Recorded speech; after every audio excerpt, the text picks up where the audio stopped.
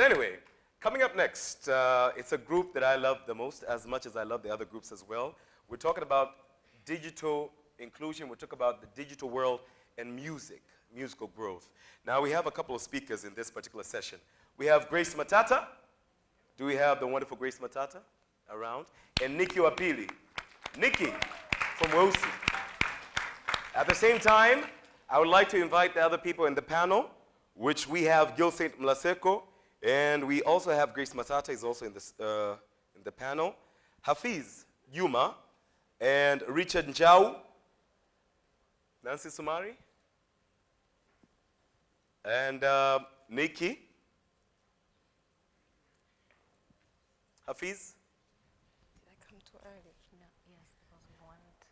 I see Nikki coming. Oh, okay. So should I sit? Just sit there. Maybe I sit. So the session right now that we're talking about is digital markets and growth of music You want to just do the panel so business. he doesn't have two sessions, so just one. So the other people in the panel can sit down. Nikki is going to give out the presentation. No, Njau. Richard Njau. Richard Njau. Hey, good to see you. Good to see you. Thank you for having me. Richard Njau, representation.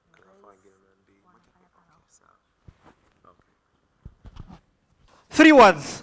My presentation is in the head, so don't worry, but you'll follow well. Three words. This side say mental. In the middle say digital. And that side say shift. Those three words are the most powerful words that you can take out from our presentation or from what it is that I'm about to say. I came here about 3 years ago, 3-4 years ago, and I came as a musician. I had a concert at this venue actually, and one of the things that I'm super passionate about is a digital platform. I was employed by Google at the time, so when I came here, I was coming to to do a concert, but on the side, I wanted to teach the musicians in Tanzania about the platform called YouTube.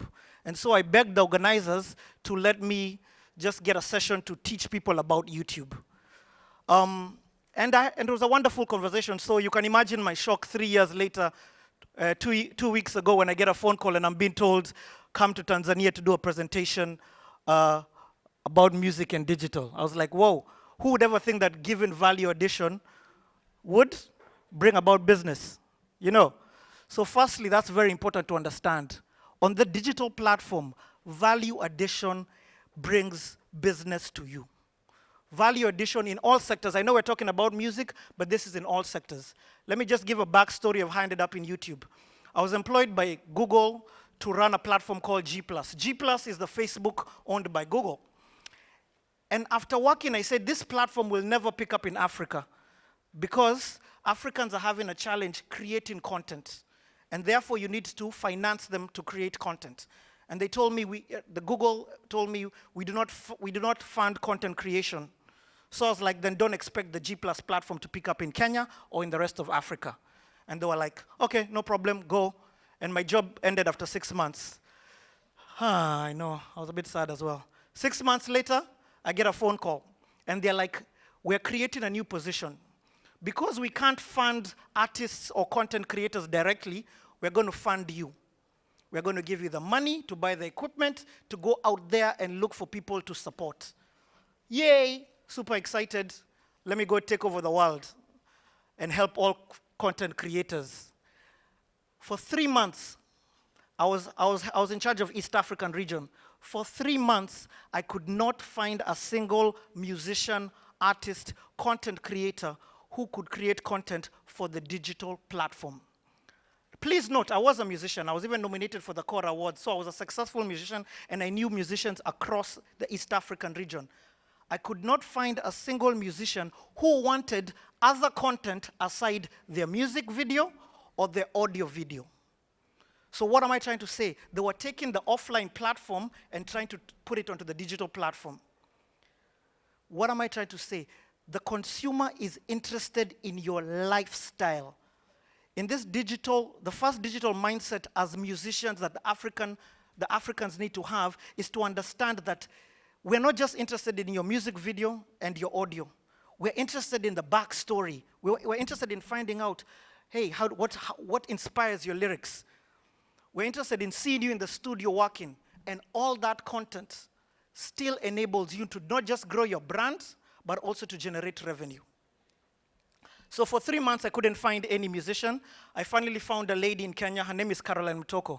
She was one of the biggest radio hosts. She controlled 45% of the market share, and she had just left mainstream media to do, and she was offline. So she said, please give me the chance.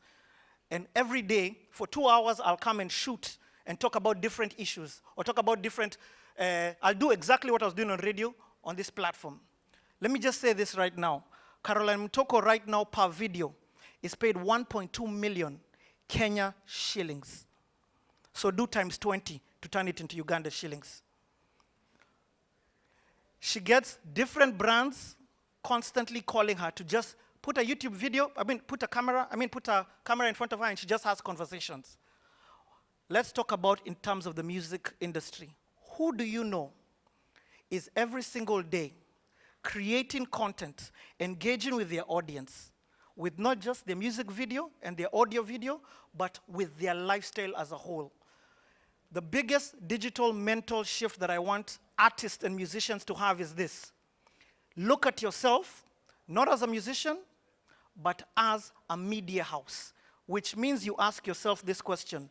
Every day, what content am I creating every day, what content am I creating to engage with my audience? Every day, what social media platforms am I using to distribute my content to my audience? That alone will attract the sponsors. And just to end this, in this room there are a lot of startups. And I kept hearing, in fact, my hand kept shooting up because I wanted to give a point. I kept hearing you talk about how you're not getting funding. The problem is that a lot of you are going out to look for the investors. A lot of you are not attracting the investors through content creation, using what you have. The moment you call it a mobile phone, you limit it. The moment you call it a mobile device, you understand that you're holding a camera. And you can talk with a video. You can put the camera here and say, you know what, guys, I'm currently working on my startup. I'm currently working on my app, and these are the kind of solutions that it will do. Investors are not sitting at home doing nothing. Investors are constantly online, searching, wondering, where can we put this money? But if you are not creating content that will attract the investor to you, or when the investor goes online to look, you're there, you're not going to be seen. I'm going to end with this. Every single week, 180 million Kenya views, 180 million YouTube views by Kenyans. But the sad thing is this, 92% of that content is Kenyans watching content from out of Kenya. Why? Because Kenyans are not creating content. Which startup here every single day is talking about what it is that you're doing with what you have? On the internet platform, money stops being an excuse. Why? Because you've got a mobile phone. A lot of you want this kind of cameras and this kind of cameras, but on the internet platform, a lot of the excuses stops being. Why? Because on the internet, you can get beyond the borders of Dar es Salaam. True? So somebody in Japan can be looking for startup in Tanzania, and they go online and on YouTube because you've not distributed your vision and packaged it into content and put it on the social media platform. Absolutely nobody can see you. 3 words: mental, digital, shift. On this platform, with the internet, it is the best gift that we've been given since Jesus. On the internet platform, you have absolutely no excuse. And I promise now this one I'm ending with. We have 2 people. Before computers, AD, after digital. The biggest hindrance for people is that you think before computers. Because you were born before computers, you have a plan B. I love people who are born before 1995. And the reason why I use the year 1995 is because that's when the personal computer became affordable and was able to enter your house because of Windows 95. But the internet, all the excuses that I've been hearing here about, oh, money, money, money, this, that, the other, Money is a struggle across the world, not just in Africa. It is not an excuse. But the best thing about the hindrance of money, the best thing, when you begin looking about like our scarcity of money, lack of a better word, or our poverty as a gift, innovation checks in. That's how M-Pesa came, because Kenyans couldn't afford bank accounts. And sending money, somebody looked for a solution. Okay, let me end there.